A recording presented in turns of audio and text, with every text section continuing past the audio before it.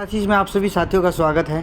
देखिए, जो हमारी पॉलिटी और हिस्ट्री और कुछ मिसलेनियस टॉपिक से रिलेटेड जो हमारी सीरीज़ चली हुई है, जिसमें हम जीके के इम्पोर्टेंट जो फैक्ट्स टाइप्स के क्वेश्चन कवर कर रहे हैं, जो प्रीवियस ईयर क्वेश्चन की फॉर्मेट में हैं या किसी न किसी एग्ज़ाम में वो आ चुके हैं।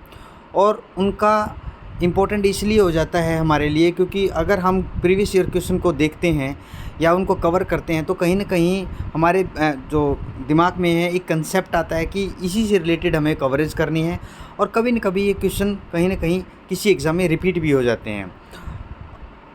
पहला क्वेश्चन जो है आज का, भारतीय राज्य व्यवस्था और संविधान से रिलेटेड है। गणतंत्र होता क्या है? देखिए, एक सिंपल डेफिनेशन, गणतंत्र वहाँ होता है जिसमें जो हेरिडिटरी जो क्राउन ना हो, जैसे राज्य जहाँ पर अध्यक्ष वंशानुगत रूप से न हो, मतलब हेरिडिटरी क्राउन ना हो। जैसे ब्रिटिश में क्या है, क्वीन जो एलिजाबेथ है या उनके जो जनरेशन है वो वहाँ के क्या है, क्राउन है। इसलिए ब्रिटेन को, ब्रिटिश उसको सिस्टम को हम गणतंत्र नहीं बोल सकते। भारत में गणतंत्र है क्योंकि यहाँ पे हेरिडिटरी क्राउन नहीं है या प्रिंस नहीं है, ठीक है। वो इलेक्ट होते हैं। हमारे जो प्रेसिडेंट हैं, जो राष्ट्रपति हैं, वो बाकायदा क्या होते हैं, इलेक्ट होते हैं। इसलिए हमारा देश क्या है, गणतंत्र है। राज्यों में पुनर्गठन संबंधी विधेयक को संसद में प्रस्तुत करने से पूर्व किसके पुनर्गठन, राज्यों में पुनर्गठन जो विधेयक है उसको संसद में पहले हमें प्रस्तुत करने से पहले किसकी अनुमति लेनी होती है? वो राष्ट्रपति की। क्योंकि देखिए, ये जो राज्यों से रिलेटेड है ना, ये हमारा कहीं ना कहीं फेडरेशन का मामला बन जाता है। क्योंकि हमारा जो संविधान है उसमें फेडरेशन का जिक्र है, फेडरल सिस्टम है हमारे देश में। इसलिए राष्ट्रपति की वहाँ पे अनुमति ज़रूरी हो जाती है क्योंकि राज्यों का हम क्या कर रहे हैं, पुनर्गठन कर रहे हैं, ठीक है। भारत के महान्यायवादी की नियुक्ति से संबंधित अनुच्छेद कौन सा है?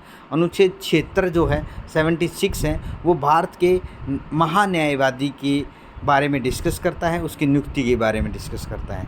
लोकसभा और राज्यसभा के संयुक्त अधिवेशन, जॉइंट जो सेशन है लोकसभा और राज्यसभा का, उसके विषय में संविधान में प्रावधान है। तो किस अनुच्छेद में है वो प्रावधान? वो अनुच्छेद है 108, 108वें अनुच्छेद में लोकसभा और राज्यसभा का जो जॉइंट सेशन है, अधिवेशन जिसको बोलते हैं, उसके बारे में अनुच्छेद 108 में डिस्कस किया गया है। विवाह, संविध श्रम, कल्याण, आर्थिक सामाजिक योजना, ये किस सूची के अंतर्गत आते हैं? देखिए, 3 सूचियाँ होती हैं, union, state and current. Union list में जो सूची है, लिस्ट में सिर्फ सेंट्रल और यूनियन गवर्नमेंट ही कानून बना सकती है। स्टेट में राज्य कानून बना सकते हैं। कंकरेंट लिस्ट में दोनों के पास पावर है, जिसको समवर्ती सूची बोलते हैं। यूनियन भी कानून बना सकती है और स्टेट भी। अगर कंकरेंट लिस्ट में यूनियन ने कानून बनाया तो स्टेट का कानून क्या है, यूनियन से नीचे रहेगा। मतलब यूनियन का जो कानून है, जिसको हम यूनियन जो सेंट्रल गवर्नमेंट है उसके द्वारा बनाया गया कानून स्टेट से क्या होगा, ऊपर होगा, ठीक है।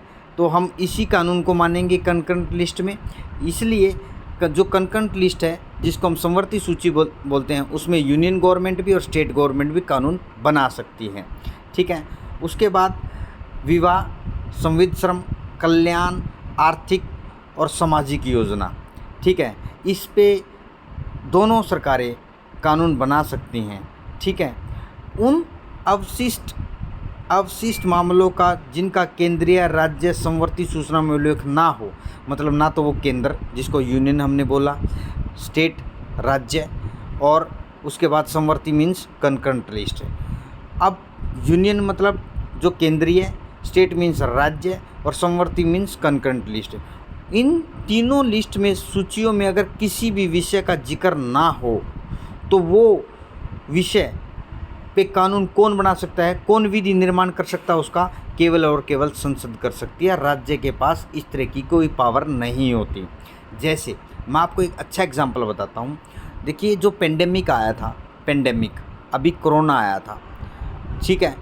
कोरोना कहीं भी पेंडेमिक का कहीं भी किसी भी लिस्ट में जिक्र नहीं है। तो डेफिनेटली उस पर कानून किसने बनाया? केवल संसद ने बनाया। राज्य सरकार के पास इस तरह की कोई पावर नहीं होती। जब कोई भी विषय यूनियन केंद्रीय लिस्ट में ना हो, स्टेट लिस्ट में ना हो और करंट इन तीनों संवर्ती सूची, केंद्रीय, राज्य संवर्ती सूची में अगर कोई इनमें से किसी में भी कोई विषय ना हो, कोई ऐसा विषय हो, उस पे सिर्फ केवल संसद ही कानून बना सकती है, विधि का निर्माण कर सकती है। अशोक मेहता कमेटी किससे रिलेटेड है? पंचायती राज से। अशोक मेहता समिति किससे रिलेटेड है? पंचायती राज से। ठीक है। प्रथम संवैधानिक संशोधन, पहला जो कॉन्स्टिट्यूशनल अमेंडमेंट था, अधिनियम था, वो कुछ राज्यों के भूमि कृषि भू सुधार से रिलेटेड था, कुछ राज्यों के कृषि भू सुधार से संबंधित था प्रथम संवैधानिक संशोधन अधिनियम, ये याद रखना। भारतीय संविधान में 9वीं अनुसूची, ठीक है, वो किससे रिलेटेड है? प्रथम संशोधन द्वारा उसको वो ऐड किया गया था अनुसूची परिवर्तित में। भारतीय संविधान में 9वीं अनुसूची परिवर्तित हुई थी, वो प्रथम संशोधन द्वारा की गई थी। ठीक है।